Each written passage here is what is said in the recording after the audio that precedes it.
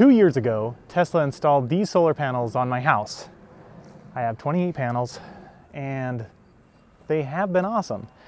They've worked perfectly until today. So they actually broke last week. Let's take a look at the Tesla app, see what that's saying, and see how we got to where we are right now. So on the solar app, you can see it says that we're not producing anything and solar production is limited. This is the biggest tell that I wasn't producing solar, obviously. So if you click at the button, you can go hit troubleshoot and it'll ask you what you have. Then you can go ahead and hit next. See if the system is producing energy. It's not, and you can go through some troubleshooting steps. They have some troubleshooting steps. This was actually pretty helpful going through this and figuring it out. But I ended up calling support and we have discussion. So for me, Tesla didn't install the solar panels directly. They went through Intermountain Wind and Solar. They service Utah. So I'm in southern Utah. They were able to service me. So I called Tesla initially. They didn't answer. I called Intermountain Wind and Solar. They were able to get a case started for me, but they told me to essentially call Tesla. So I was kind of getting the, I reached out to Tesla. Their support just didn't answer my call. I left a message and we just moved on with life. I called Intermountain Wind and Solar after that. They told me to go call Tesla. This was kind of annoying initially, but then actually, so Tesla didn't initially take my call, but they emailed me back. And there's a really nice support lady who's helping me out. And she gave me some information, told me to call a number, called the number, got on Tesla support. They had me reboot the inverter. After rebooting the inverter and waiting 5 minutes and doing some troubleshooting, they found out that this inverter had died after just 2 years. So they're actually shipping me out a new inverter directly from the factory. So they're sending it out to my installer in Intermountain Wind and Solar, and they are going to give me a new inverter. These inverters, I have the 7.6 kilowatt inverter. This has a 12.5-year warranty on it. So we're 2 years into the 12.5-year warranty, and we just had our first issue. Now, context. It's pretty nice today, but when it failed, it had been 110 plus degrees for multiple weeks straight. So what I noticed is that the fan wasn't spinning. So in here, I noticed this fan, so it's fully on right now, but you can see that fan should be going pretty good, but it's not spinning at all. You've got a little light over here. They'll tell you to come check this light to see if it's on. So that's where we are today. We're waiting for the inverter. So the solar panels are fine, the disconnect is fine, everything's fine. The thing that broke was the inverter, and it was the Tesla inverter that broke. I'm a little surprised about that because this inverter has been working really, really well. It's just been, 2 years straight, nothing but perfect stuff. And I don't know if it was, they said it was an internal GFI fault, and they wouldn't give me any more context beyond that. So something fried on the inside, and it was immediate. It was an immediate, oh, we'll go ahead and RMA that for you. And I brought it up probably around on the 4th, and it landed at my installer on the 10th, 6 days later. And my installer is the one that's dragging their feet. So they're gonna take a week and a half to come out and reinstall this for me. Tesla itself, it actually got it shipped out and at my installer's door in 6 days. I'll see you in a sec.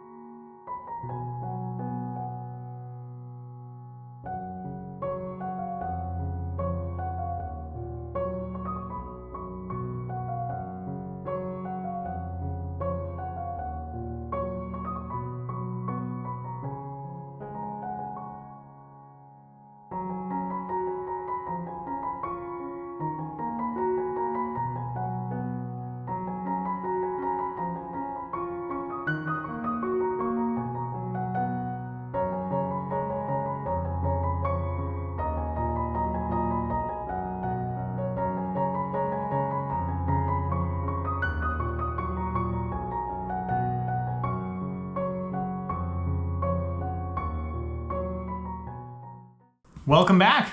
The solar panels are online and they are producing power right now. Check it out. Here's my app. They're producing 3.7 kilowatts. And if I go to the app and we look at the month, you can see here we got the first day of the month, and then from the 2nd to the 18th we had absolutely nothing. So we had 17 days where we didn't have any power coming through the solar panels. And for 6 days of those, when I initiated the RMA, it took 6 days for Tesla to process the RMA, and get the new inverter to my installer. 6 days. The rest of the time, the other 11 days, we're waiting on the installer to find a time to come down and actually install the system. So it really wasn't that bad. Tesla actually went really, really quick. The installer was saying sometime they had been taking a few months to get it done, but they actually fixed it. And everything's working, everything's great. It's updated in my app. I have a couple comments I want to talk about. I installed the system 2 years ago this month, so in August of 2024, and it's been working flawlessly. So not one hiccup until the inverter failed. And the inverter, it failed hard.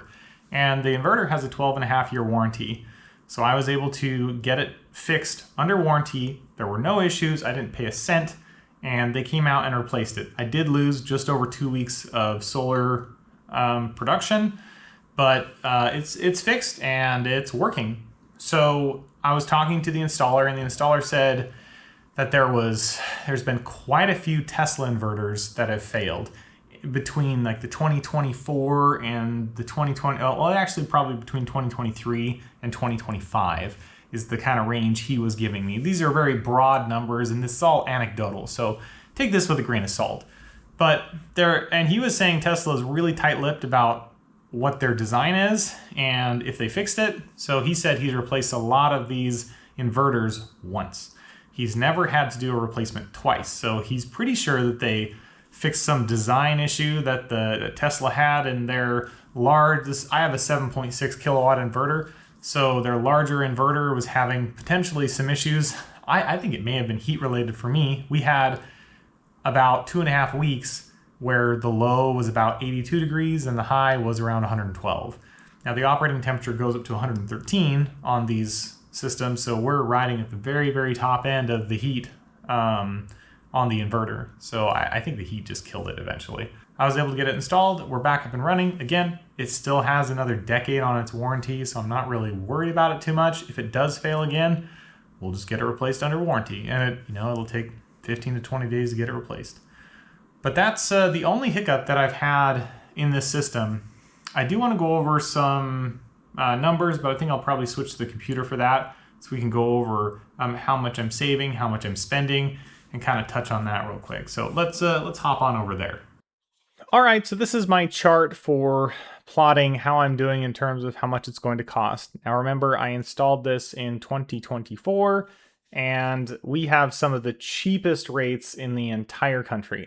We're down at over here on the left-hand side. You can see how much our rates are. In the summer, it's 7.402 cents, and in the winter, it's 6.55 cents. It's really cheap. So it's very inexpensive. So even with some of the cheapest rates in the entire country, this is going to pay for itself in 10 years. And I graphed it right here. Here's the estimate, and we're actually, it's pretty locked in. The estimate's going to be pretty accurate. It has been going down. It used to be 13 years when I first started. Now it's down to 10 years. So here's the cost with solar. This is this yellow line going this direction. And when it intersects, that's when we hit break even. Then I start making money on my solar array. And the green line is how much I've actually spent. So at this point, I've spent around $10,000 more than I would have had I just been paying my electric bill. Now, costs are going to go up. Things are going to be more expensive in the future. So, and I still have a bill. I still pay anywhere from $30 to $150 for my electricity, because my time of use is really what's killing me right now. If I had some type of battery that I could use in the evenings where I have a lot of my energy usage, I could almost have net zero. So I'd be saving about twice as much if I had a battery pack. But the battery pack at the time was pretty expensive, and I wasn't really ready to do it myself. Anyway, the quote I got for another battery pack, it would have been another $18,000 to $20,000, and it was too much. But that is something to consider as well. So payoff date is going to be, I believe, August of 2034 as of right now. And I expect as the years go by, it's going to be about that. So it's going to take about 10 years for me to pay off my entire solar array with some of the cheapest rates in the country. So if you have a timeline of 8 to 10 years and you can put solar panels on your house, I really do believe they're going to pay for themselves relatively quickly in the grand scheme of things. And the big thing here with my inverter going bad and needing to reach out to the company that installed it and doing it again, if you're going to have someone else do it for you, make sure you get a reputable company that's going to be there in a year's time. So that's one of the reasons I went with the Tesla inverter. I knew Tesla was going to be around for a long time, and I feel like they make really good products. I mean, again, it just failed after 2 years, but they replaced it. It's fine, and it's back to working, and I don't expect to have any issues with it. But I'll update you if it does fail again. But that's what we're looking at right now. Thanks for watching, and I'll see you in the next one.